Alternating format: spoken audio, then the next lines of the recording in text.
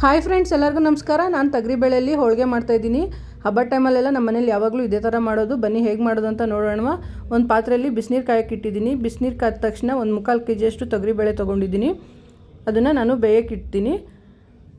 ನಂತರ ನಾನಿಲ್ಲಿ ಒಂದು ಅರ್ಧ kg ಮೈದಾ ಮತ್ತು ಒಂದು ಅರ್ಧ kg ಚಿರೋಟಿ ರವೆನ ಚೆನ್ನಾಗಿ ಮಿಕ್ಸ್ ಮಾಡ್ಕೊತಾ ಇದ್ದೀನಿ. ಸ್ವಲ್ಪ ಅರಿಶಿನ ಮತ್ತು ಒಂದು ಸ್ವಲ್ಪ ಎಣ್ಣೆ ಹಾಕ್ಬಿಟ್ಟು ಮಿಕ್ಸ್ ಮಾಡ್ಕೊತಾ ಇದ್ದೀನಿ ಚೆನ್ನಾಗಿ.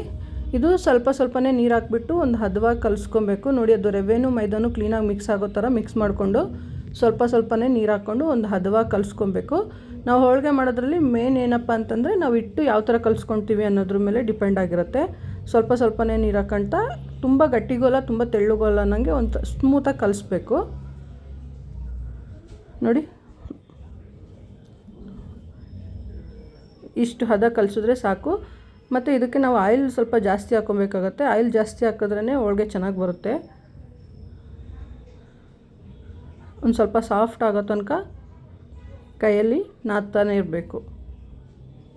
ನೋಡಿ, ಇಷ್ಟು ಸಾಫ್ಟ್ ಆದರೆ ಸಾಕು.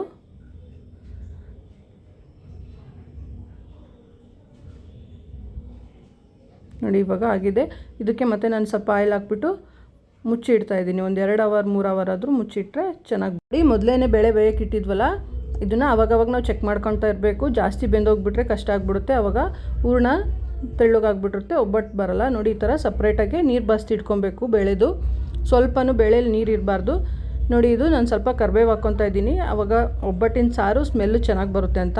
ನೋಡಿ, ಸ್ವಲ್ಪನೂ ನೀರಿಲ್ದಂಗೆ ಬಸ್ತಿ ಇಟ್ಕೊಂಡಿರೋ ಬೇಳೆಗೆ ನಾನು ಬೆಲ್ಲ ಪುಡಿ ಮಾಡಿ ಹಾಕ್ತಾಯಿದ್ದೀನಿ. ಮತ್ತು ಒಂದು 4 ಏಲಕ್ಕಿ ಕಾಯಿ ಮತ್ತು ಒಂದು ತೆಂಗಿನಕಾಯಿ ತುರಿ ಹಾಕ್ತಾಯಿದ್ದೀನಿ. ನಂತರ ನಾವು ಇದನ್ನು ಒಂದು ಚಿಕ್ಕ ಉರಿಲಿ ಒಂದು 5ರಿಂದ 10 ನಿಮಿಷ ನಾನು ಬಿಸಿ ಮಾಡ್ಕೊತಾ ಇದ್ದೀನಿ. ಆ ಥರ ಬಿಸಿ ಮಾಡ್ಕೊಂಡ್ರೆ ನಮಗೆ ಒಬ್ಬಟ್ಟು ಹಾಳಾಗೋದಿಲ್ಲ. ಒಂದು 2-3 ದಿವಸ ಇಟ್ಟರು ಏನೂ ಆಗೋಲ್ಲ. ಅದಕ್ಕೋಸ್ಕರ ಕ್ಲೀನಾಗಿ ಬಿಸಿ ಮಾಡ್ಕೊಂಡ್ಮೇಲೆ ಇದನ್ನು ಬಿಸಿ ಇದ್ದಾಗಲೇ ನಾವು ರುಬ್ಕೋಬೇಕಾಗತ್ತೆ. ನಾನು ಮಿಕ್ಸಿನಲ್ಲೇ ರುಬ್ಕೊತಾ ಇದ್ದೀನಿ. ಬಿಸಿ ಇದ್ದಾಗ ರುಬ್ಬಿದ್ರೆ ಅದು ತಣ್ಣಗಾದ್ಮೇಲೆ ಹೂರ್ಣ ಗಟ್ಟಿಗೆ ಬರುತ್ತೆ. ನಾವು ಇದು ಬೇಳೆನೂ ಬೇಕಾದರೆ ಎತ್ತಿಡ್ಕೊಬೋದು, ಹಾಳಾಗಲ್ಲ. ಅದಕ್ಕೋಸ್ಕರನೇ ಈ ಥರ ಬಿಸಿ ಮಾಡಿಕೊಂಡ್ರೆ ಚೆನ್ನಾಗಿ ಬರುತ್ತೆ, ತುಂಬ ದಿವಸ ಇಟ್ಕೊಬೋದು. ನೋಡಿ, ಅಷ್ಟು ತೆಳ್ಳಗಿತ್ತು. ಇವಾಗ ರುಬ್ಕೊಂಡ್ಮೇಲೆ ಎಷ್ಟು ಗಟ್ಟಿ ಆಯಿತು ಹೂರ್ಣ. ನೋಡಿ, ಹಿಟ್ಟೂ ಅಷ್ಟೇ ಸಾಫ್ಟಾಗಿ ಬಂದಿದೆ ಕ್ಲೀನಾಗೆ. ಇದನ್ನು ಇನ್ನೊಂದು 2 ಸತಿ ನಾದ್ಕೊಂಡು ನಾನು ಇಲ್ಲಿ ಒಂದು ಪ್ಲಾಸ್ಟಿಕ್ ಕವರ್ ಮೇಲೆ ಒಬ್ಬಟ್ಟು ಮಾಡ್ಕೊತಾ ಇದ್ದೀನಿ.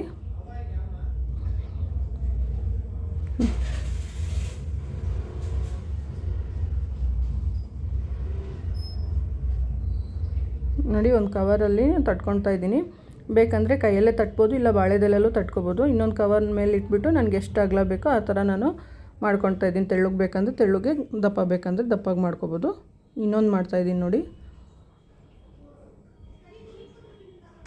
ಹೂರ್ಣನ ಮೊದಲೇ ನಾನು ಉಂಡೆ ಮಾಡಿ ಇಟ್ಕೊಂಡಿದ್ದೀನಿ. ಅವಾಗ ಸ್ಟಫಿಂಗ್ ಮಾಡೋಕ್ಕೆ ನಮ್ಗೆ ಈಸಿ ಆಗುತ್ತೆ ಅನ್ನೋ ಕಾರಣಕ್ಕೋಸ್ಕರ. ನೋಡಿ, ಒಂದು ಸ್ವಲ್ಪನೂ ಅಂಟೋದಿಲ್ಲ, ಅಷ್ಟು ಚೆನ್ನಾಗಿ ಬರುತ್ತೆ. ನಾವು ಎಣ್ಣೆ ಹಚ್ಬಿಟ್ಟು ನಮ್ಗೆ ಎಷ್ಟು ಸೈಜ್ಗೆ ದೊಡ್ಡಗೆ ಬೇಕಂದರೆ ದೊಡ್ಡಗೆ, ಚಿಕ್ಕಗೆ ಬೇಕಂದರೆ ಚಿಕ್ಕಗೆ ನಾವು ಮಾಡ್ಕೊಬೋದು ಒಬ್ಬಟ್ಟು. ನೋಡಿ, ಒಂದು ಸ್ವಲ್ಪನೂ ಕವರಿಗೆ ಅಂಟೋದಿಲ್ಲ. ನಾನಿಲ್ಲಿ ಮೊದಲೇ ತವ ಕಾಯಕ್ಕೆ ಇಟ್ಕೊಂಡಿದ್ದೀನಿ. ತವ ಕಾದ ನಂತರ ಸ್ವಲ್ಪ ಆಯಿಲ್ ಹಾಕ್ಬಿಟ್ಟು ಇದನ್ನು ಚಿಕ್ಕ ಉರಿಲಿ ಇಟ್ಬಿಟ್ಟು ಬೇಯಿಸ್ಕೊಳ್ಳೋಣ. ನಾವು ಒಂದು ಸತಿ ಚೆಕ್ ಮಾಡ್ಕೊಬೇಕು, ಹೋಳಿಗೆ ತೆಗಿಯೋಕ್ಕೆ ಬರ್ತಾಯಿದ್ದೇನೋ ಎಲ್ಲ ಚೆಕ್ ಮಾಡಿಕೊಂಡು ನಿಧಾನಕ್ಕೆ ತಿರುವಾಕಬೇಕು. ನೋಡಿ, ಚಿಕ್ಕ ಉರಿಲಿ ಇಟ್ಕೊಂಡು ನಿಧಾನಕ್ಕೆ ತಿರುವಾಕೊಂಡು ಬೇಯಿಸ್ಕೊಂಡ್ರೆ ಹೋಳಿಗೆ ರೆಡಿ ಆಯಿತು. ಫ್ರೆಂಡ್ಸ್, ನೋಡಿದ್ರಲ್ಲ ಹೋಳಿಗೆ ಮಾಡೋದು ಹೇಗೆ ಅಂತ. ನೀವು ನಿಮ್ಮ ಮನೇಲಿ ಯಾವ ಥರ ಮಾಡ್ತೀರಂತ ನನಗೆ ಕಮೆಂಟ್ ಮಾಡಿ ಹೇಳಿ. ನಾವು ನಮ್ಮ ಅಜ್ಜಿ ಕಾಲದಿಂದನೂ ನಾವು ಇದೇ ಥರನೇ ಮಾಡೋದು. ಇನ್ನೂ ಒಂಥರ ಮಾಡ್ತಾರೆ, ಬೆಲ್ಲ ಎಲ್ಲ ಕರಗಿಸಿ ಸೋಸ್ಬಿಟ್ಟು. ಆ ಥರ ನನಗೆ ಮಾಡೋಕ್ಕೆ ಬರಲ್ಲ. ನಾನು ಮೊದಲಿಂದನೂ ಇದೇ ಥರನೇ ಮಾಡೋದು. ಫ್ರೆಂಡ್ಸ್, ಒಬ್ಬಟ್ಟು ಮಾಡೋದು ಇಷ್ಟ ಆಗಿದ್ದರೆ ಪ್ಲೀಸ್ ಲೈಕ್ ಮಾಡಿ, ನನಗೆ ಸಬ್ಸ್ಕ್ರೈಬ್ ಮಾಡ್ಕೊಳ್ಳಿ. Thank you so much. ನನ್ನ ವಿಡಿಯೋ ನೋಡಿದ್ದಕ್ಕೆ ಧನ್ಯವಾದಗಳು.